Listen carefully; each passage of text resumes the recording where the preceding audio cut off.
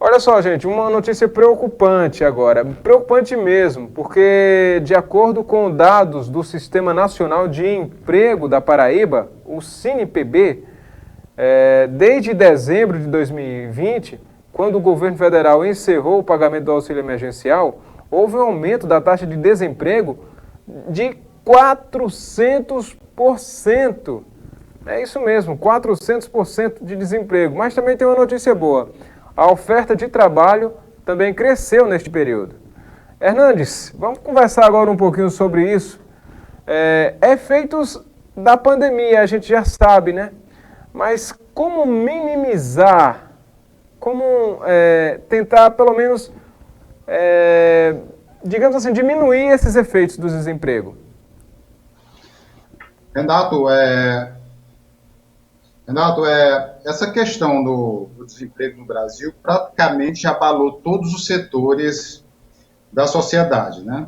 Houve uma perda muito grande de empregos durante esse período e as pessoas tiveram que ressignificar as suas atividades, né? O que mais aconteceu nesse período, talvez, tenha sido justamente as pessoas atuarem naquela perspectiva que se chama de empreendedorismo, ou seja, né, desenvolver alguma atividade autônoma que pudesse gerar algum tipo de renda, porque aquele emprego formal de carteira assinada que muita gente tinha, né, uma boa parte da população brasileira perdeu esse emprego. E isso gerou uma situação muito delicada para o Brasil, né? Porque muitas empresas não conseguiram sustentar esses funcionários durante esse tempo, até porque houve uma diminuição muito significativa em relação ao seu potencial econômico, né?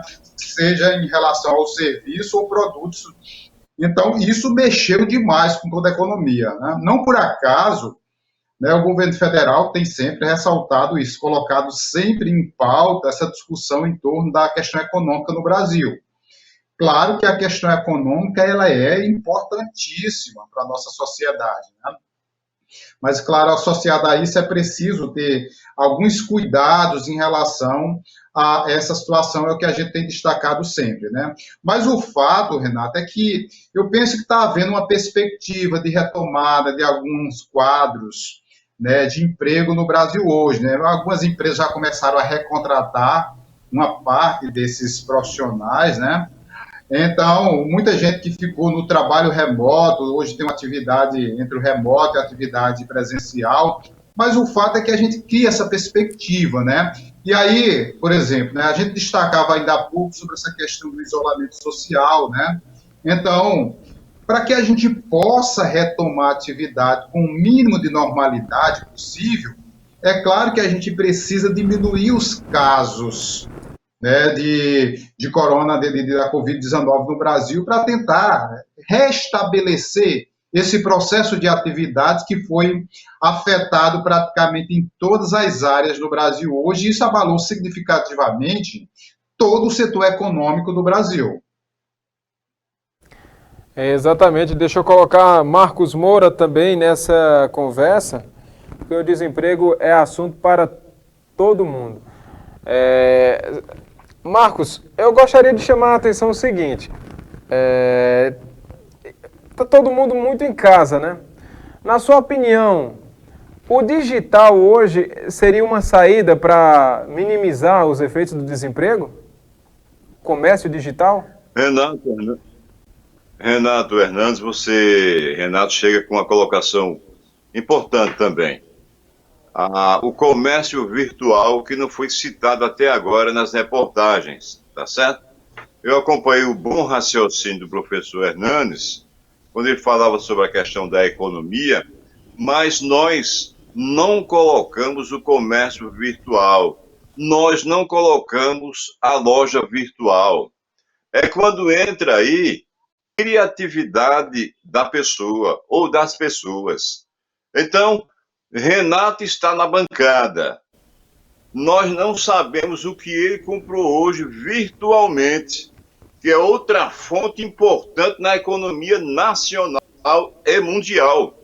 Há de se convir também que ela cresceu após a pandemia, com o advento da pandemia, o comércio virtual cresceu 50%.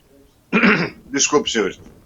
E isso faz com que haja cobrança também de ICMS para os estados onde são localizadas as lojas virtuais e, notadamente, as vendas.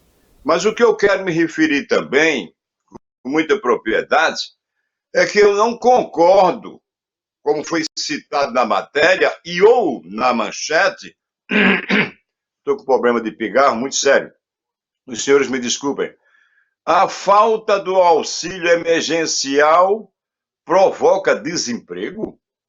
Não concordo. Eu não concordo que a falta do auxílio emergencial vai provocar desemprego.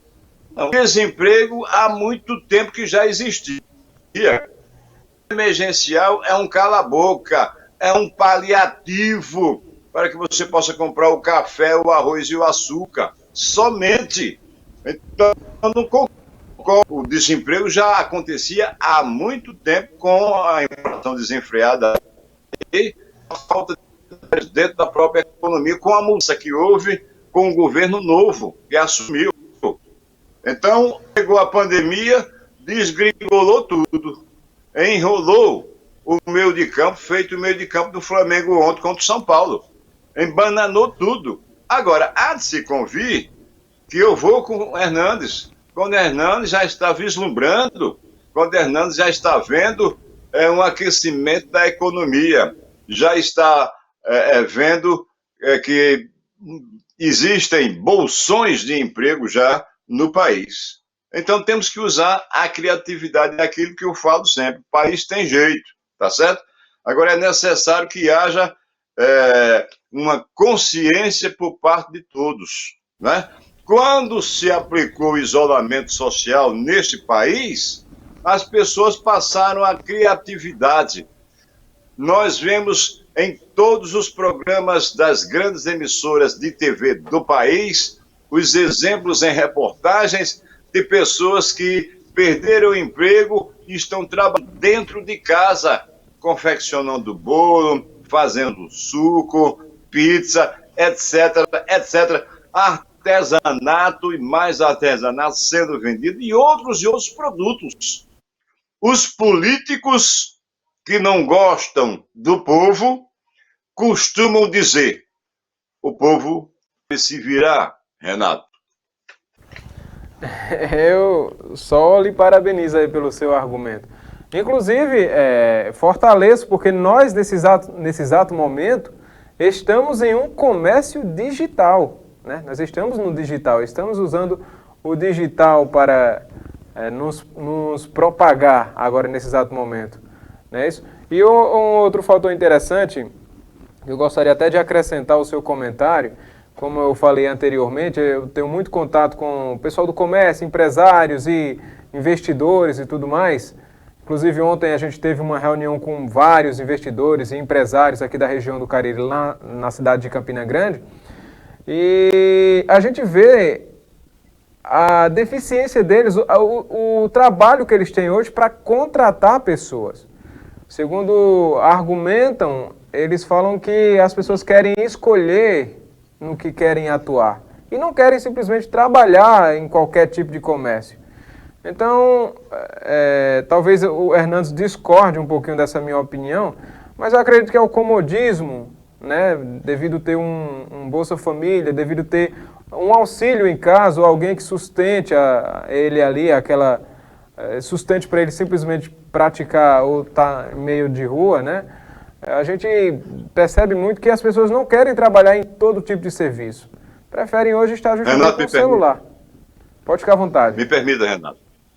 Renato, eu queria só fazer um pequeno adendo, uma pequena colocação. Quando o nobre professor Hernandes colocou sobre o comércio presencial, esse mesmo comércio presencial tem dia que passa colado, não vende nada, passa colado. Mas muitos não sabem que nesse mesmo comércio virtual, presencial, tem lá dentro o comércio virtual. A farmácia vendendo virtualmente. É uma criatividade. Nós não sabemos, né?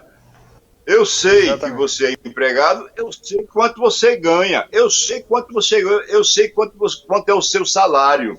O juiz de direito, eu sei quanto é o salário dele. O deputado, eu sei. Mas o homem que vende banana na feira, eu não sei.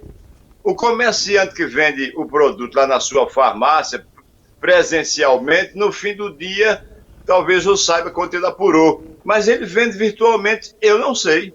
Então é justamente isso. Criatividade pura. Eu vou até me virar para ele aqui, para a gente escutar ele também, seu Marcos. Vamos ouvir, Hernandes. Agora é a sua vez. Eu fiquei querendo entrar. É importante que o professor venha exatamente com sua presopopeia, vamos dizer assim, porque ele é um exemplo desse sistema.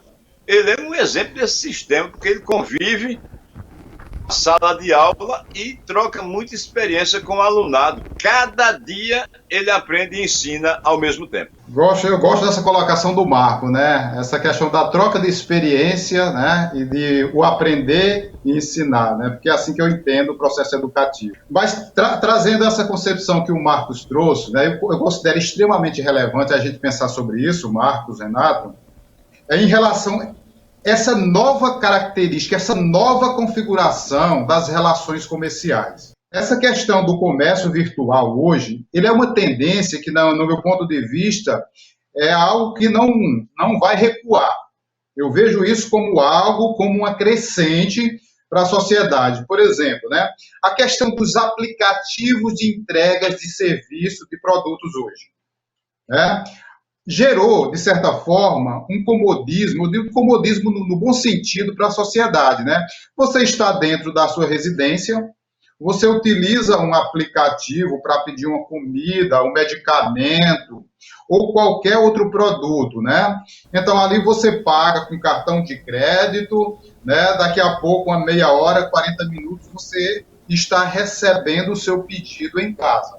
Isso, claro que gerou uma situação uma situação cômoda para as pessoas que não precisam sair de casa para comprar e, ao mesmo tempo, isso gerou também uma maneira de gerar renda. Por exemplo, os aplicativos aí de entrega, por exemplo, de comidas hoje.